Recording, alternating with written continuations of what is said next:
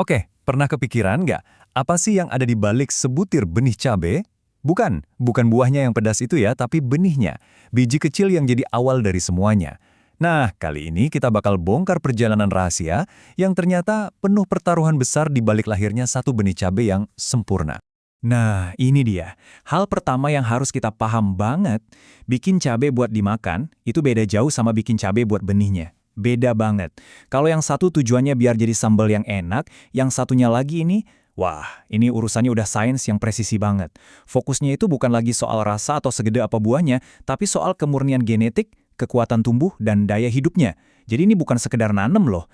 Ini tuh kayak lagi ngerancang cetak biru yang sempurna buat generasi cabai berikutnya. Dan taruhannya, wah, gede banget. Ini bukan lagi soal nanam di kebun belakang rumah ya. Di negara kayak Indonesia, cabai itu komoditas strategis. Kualitas satu biji kecil ini aja bisa ngaruh ke ketahanan pangan nasional. Bahkan bisa nentuin angka inflasi loh. Jadi intinya, ini bukan sekadar benih, ini tuh aset ekonomi. Oke, sekarang kita masuk ke tahap pertama, menyiapkan panggung yang sempurna, fondasinya. Nah, perjalanannya ini nggak dimulai pas benih ditanam di ladang loh ya.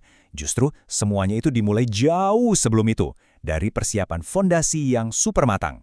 Yuk kita lihat gimana semua ini dibangun dari nol. Semuanya itu berawal di persemaian. Anggap aja ini kayak daycare super VIP buat para calon bibit. Benih yang dipakai itu bukan benih sembarangan, tapi kelas elit yang disebut breeder atau foundation seed. Tiap lubang diisi 2. Kenapa? Biar nanti bisa dipilih mana yang paling jagoan. Selama sebulan penuh, mereka dimanja, disemprot insektisida, fungisida, sampai punya 4 pasang daun. Dan di akhir, cuma yang paling kuat, paling sehat, yang dapat tiket emas ke tahap selanjutnya. Nah, ini bagian yang gila banget nih persiapan lahannya. Ini bukan cuma sekedar nyangkul terus tanam ya. Ada 7 langkah yang, wah, luar biasa detail. Pertama, sanitasi total. Maksudnya, semua sisa tanaman lama, gulma, dibersihin sampai kinclong buat mutus rantai hama. Terus, bedengannya dibuat presisi banget, bahkan sampai ditutup mulsa plastik perak hitam itu buat jaga kelembaban dan ngusir hama. Gila kan? Setiap langkahnya itu dirancang buat bikin lingkungan yang, ya bisa dibilang steril dan sempurna buat para bibit elit tadi.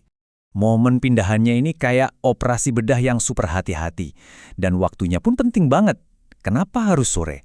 Simple, biar si bibit nggak kaget sama panas matahari. Biar nggak stres, nggak layu. Tujuannya cuma satu, mastiin dia punya kesempatan hidup terbaik di rumah barunya. Kelihatan kan, sekecil apapun detailnya itu dipikirin. Oke, bibitnya udah pindah ke rumah baru. Terus apa? Nah, disinilah babak baru dimulai, yaitu misi menjaga kode genetik. Sekarang, fokus utamanya adalah melindungi DNA murni si cabai dari segala macam ancaman yang bisa merusak kemurniannya. Pernah dengar istilah rogging? Kedengarannya teknis banget ya. Tapi intinya, ini tuh kayak quality control genetik yang super ketat. Bayangin, para ahli bakal patroli, meriksa setiap tanaman satu-satu. Kalau ada satu aja tanaman yang kelihatan beda, sedikit aja beda dari ciri khas varietas aslinya, langsung, tanpa ampun, tanaman itu diidentifikasi dan dicabut.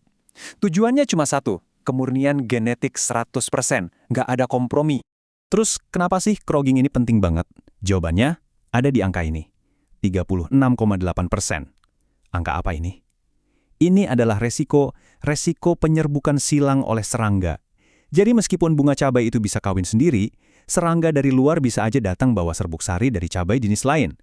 Dan resikonya itu segede ini. Bayangin aja seekor lebah bisa merusak kemurnian satu garis keturunan. Gede banget kan? Makanya pengawasannya harus seketat itu. Setelah berbulan-bulan kerja super teliti, akhirnya kita sampai di puncaknya. Panen! Tapi tunggu dulu. Ini bukan panen biasa ya. Bukan cuma metik buah. Ini adalah momen seleksi. Momen paling krusial dari seluruh proses ini. Dan ini benar-benar nunjukin level presisinya. Gila sih. Untuk menjaga kemurnian, para pemulia tanaman ini melakukan penyerbukan buatan. Prosesnya itu mirip banget sama operasi bedah mikro, serius. Coba lihat langkah-langkahnya. Mereka buang benang sari dari satu bunga biar nggak kawin sendiri. Terus pakai kuas kecil, mereka melukiskan serbuk sari dari bunga jantan pilihan ke bunga betina. Habis itu bunganya langsung diisolasi, ditutup biar nggak ada kontaminasi. Setiap bunga bahkan dikasih akta lahir, dilabelin lengkap. Ini benar-benar gabungan antara seni dan sains. Ingat ya, nggak semua cabai di pohon itu lolos seleksi. Cuma yang bisa centang semua di checklist super ketat ini yang layak jadi sumber benih. Warnanya harus merah sempurna dan merata. Bentuknya harus ideal sesuai KTP varietasnya. Terus harus dari siklus panen ketiga sampai ke-6 karena disitulah kualitasnya paling top. Dan yang pasti harus mulus tanpa cacat atau penyakit sedikit pun. Seleksinya benar-benar kejam. Panen udah, buah terbaik udah dipilih. Selesai? Oh, belum. Sama sekali belum. Sekarang kita masuk ke ujian terakhir yang paling penting, mengamankan generasi berikutnya. Menjaga kehidupan dan potensi si benih buat masa depan. Proses melahirkan benih dari buahnya ini juga penuh kehati-hatian. Buahnya diiris memanjang, tapi pisaunya nggak boleh kena bijinya. Terus bijinya dikeluarin, dan fokusnya itu ke biji dari bagian tengah buah. Katanya sih di situ yang paling jagoan. Habis itu, dipilah-pilah lagi mana biji yang isi, mana yang kopong. Terakhir, dicuci bersih sampai nggak ada sisa daging buah sedikit pun. Kenapa harus bersih banget? Simple. Karena benih yang bersih itu benih yang sehat. Sisa daging buah sekecil apapun itu kayak ngasih undangan terbuka buat jamur dan hama pas disimpan nanti. Dan kalau itu terjadi, ya udah, kerja keras berbulan-bulan bisa hancur gitu aja. Jadi kebersihan itu soal hidup dan matinya si benih. Tahap berikutnya pengeringan. Dan lagi-lagi, ini bukan cuma dijemur di bawah matahari ya. Ada target ilmiahnya. Kadar air benih harus ditekan sampai di bawah 10%. Kenapa angka ini? Karena angka ajaib inilah yang bikin si benih masuk ke mode tidur panjang atau dormansi. Kondisi ini yang bikin dia bisa awet disimpan bertahun-tahun tanpa kehilangan kekuatannya. Dan akhirnya, penyimpanan. Seperti yang bisa kita lihat, bedanya tuh kayak langit dan bumi antara penyimpanan biasa sama penyimpanan terkendali. Yang satu ya dibiarin aja ikutin cuaca, yang pastinya bakal ngerusak benih. Tapi standar emasnya itu yang terkendali, di mana suhu dan kelembapannya diatur super presisi. Inilah caranya mereka menjaga harta karun genetik ini biar aman selama bertahun-tahun. Kalau ada satu kalimat yang bisa nyimpulin semua perjalanan ini, ya ini dia, filosofi produksi benih itu memprioritaskan kualitas bukan kuantitas. Intinya, yang penting bukan dapat benih banyak-banyakan, tapi dapat benih yang kualitasnya nomor satu. Setiap langkah yang udah kita lihat tadi, dari A sampai Z, itu semua bukti dari prinsip ini. Jadi, nanti kalau Anda lihat benih atau pas lagi makan sambal deh, coba inget-inget perjalanan gila di baliknya.